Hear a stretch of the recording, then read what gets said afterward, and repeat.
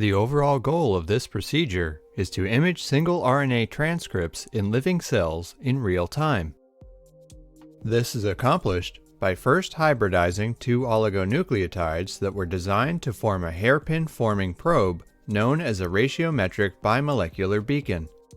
The second step is to purify ratiometric bimolecular beacons by size exclusion chromatography. Next, the ratiometric bimolecular beacons are introduced into cells expressing the engineered RNA target via microporation.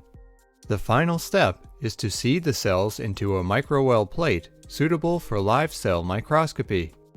Ultimately, fluorescence microscopy is used to monitor the movements of individual RNA transcripts visualized as bright fluorescent spots within single cells.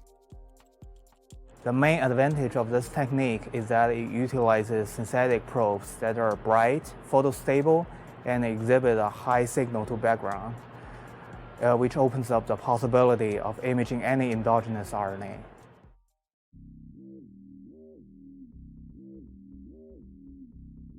Begin the preparation of the ratiometric bimolecular beacons, or RBMBs, by mixing the following reagents in a tube: 20 microliters of RBMB1, 30 microliters of RBMB2, 6 microliters of 10x phosphate buffer, and 4 microliters of DNase and RNase-free water.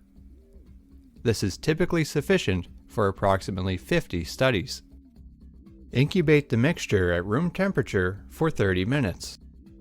Meanwhile, prepare a liquid chromatography column for removing any unhybridized RBMB2 oligonucleotides.